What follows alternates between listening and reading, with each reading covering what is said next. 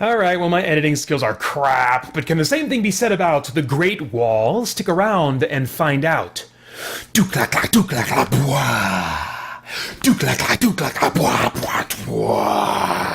supposed to be like the dragon gong sound. Does that sound anything like Chinese kung fu something or other?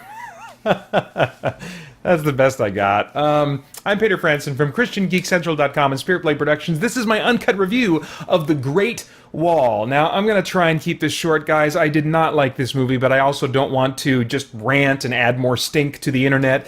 Plus, I think that folks who like the Marvel movies might find that they enjoyed this one too, so let's just rip off this Band-Aid as fast as we can. The synopsis on IMDb reads, European mercenaries searching for black powder become embroiled in the defense of the Great Wall of China against a horde of monstrous creatures.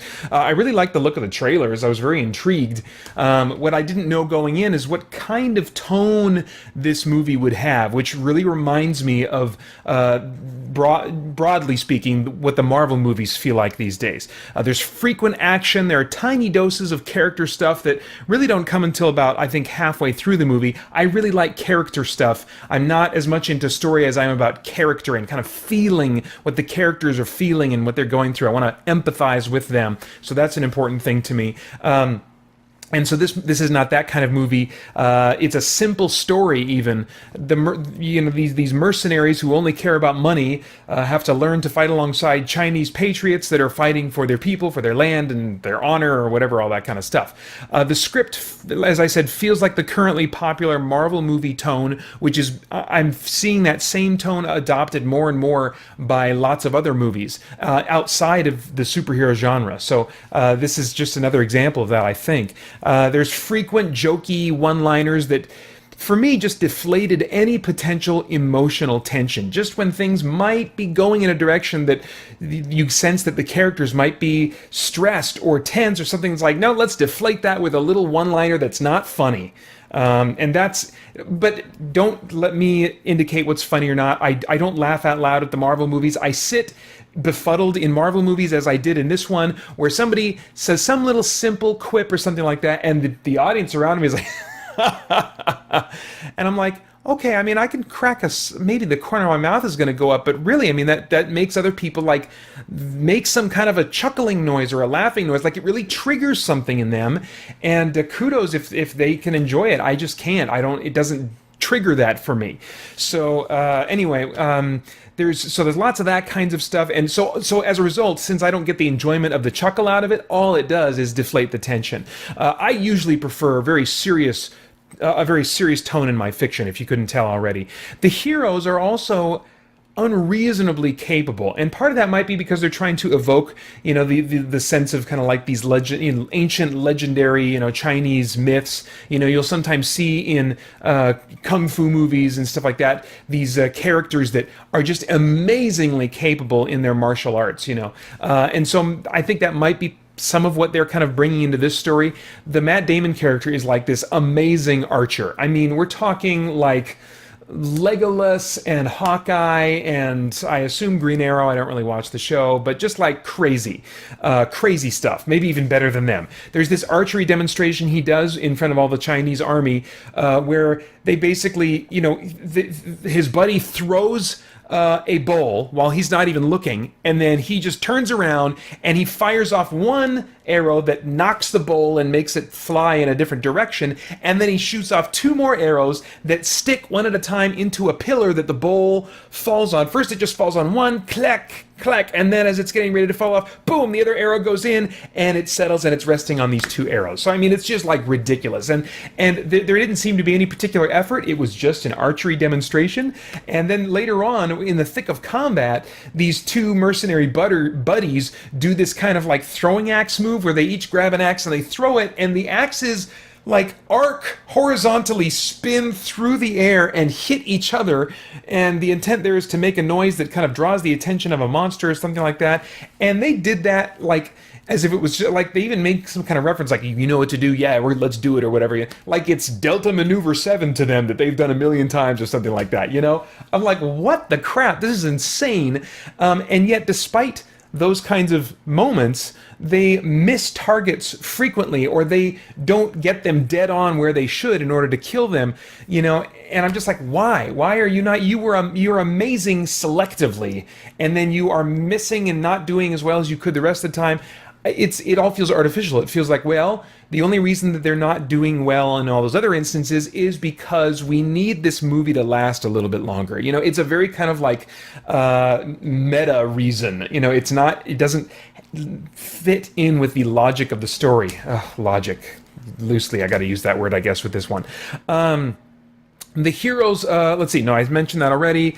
So the capability of the heroes plus the quippy jokes just kind of kept me bored and detached throughout. You know, there was just kind of like this flatlined, furrowed brow effort, all the level of effort. It never got really super extreme, and you know, so there was no felt risk in what they were doing, and there was no cost really to what they were doing. So I just didn't feel invested in what they were going through at all.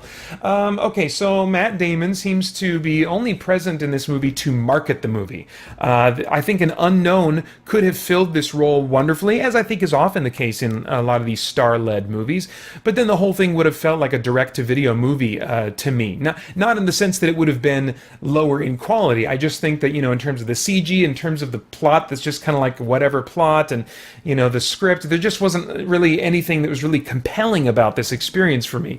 And so it was just kind of unusual. It's like I could imagine this being a direct-to-video type of movie. So there were no annoying performances that were like quote-unquote bad in my view. There was just so little for the actors to do, I think, in the script, other than kind of furrow their brows in concentration. As far as stunts and visuals, CG monsters, and my eye is cursed to pick out CG, and so especially in a movie like this, oh man, CG monsters, lots of CG monsters. Oh my gosh, run, the tennis balls are coming. There's too many tennis balls. We can't fight them all. Run from the tennis balls. So that's kind of what that experience was. And then lastly, I always try to, you know, ask myself, is there anything of moral or philosophical or spiritual significance that might bring about worthwhile thought or conversation as a result of taking in this experience? I don't know. You know, when I watch a movie that I'm this uninterested in, I really have to force myself to look, you know, because the quality of a movie can just detach me from the experience, and then I just kind of miss out on the themes. But I do think that the intended moral of this story is that we should learn to trust other people. Matt Damon's character has trusted no one his whole life, and he says that that's kept him alive, and yet his Chinese female co-lead character that he's interacting with from the Chinese army tells him that they all trust each other in all things at all times. That's just their way of life. And the implication there is that he's the one that needs to learn the lesson, that he should learn to trust people. And so he does right around the climax. You know, it's like, oh, okay, there's character arc, check, you know.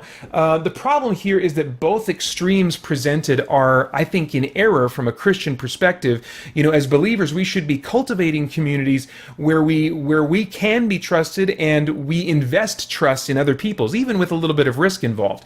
But trust should not be like universal and equally distributed across the board. Trust, to a degree, is certainly earned.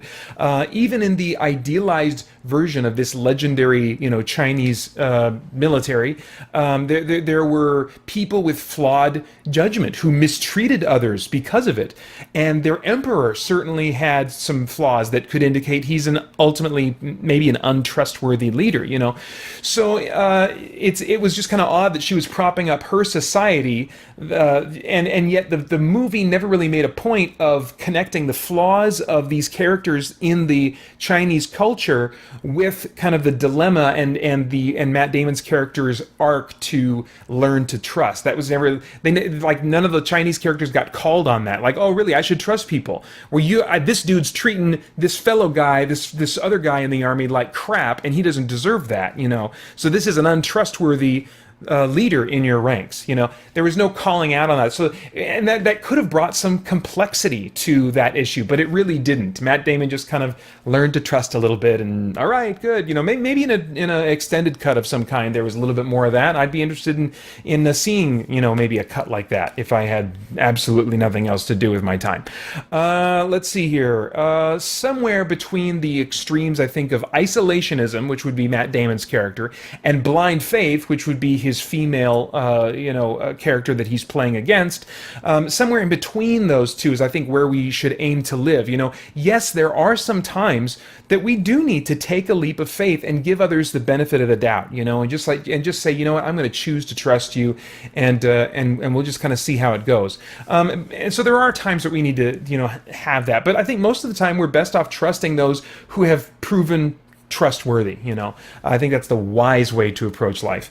Anyway, if I have no idea what your tastes in movies are, like I said, I suspect a number of Marvel fans might find something to enjoy here. But if I were a time traveler and going back in time, I would say, Pater, skip, oh my gosh, boring, run from the tennis balls and the punchlines and the furrowed brows. This is a Marvel movie set in legendary ancient China. This is not a movie that is for you. It's for a different audience. So there you go. It's rated PG-13 for sequences of fantasy, action, violence. Those are my thoughts. I'd love to get yours in the comments below. Go over to spiritblade.com to check out our audio dramas and our weekly podcast. Lots of other stuff you can check out there as well. Let's see, what else? Please do like, share, and subscribe if you like this video, want to share it with others, and want more videos like it. Then that's the way that you make those things happen. And then also, I'd love it if, boom, you come and join us sometime at christiangeekcentral.com as we continue to geek out and seek the truth.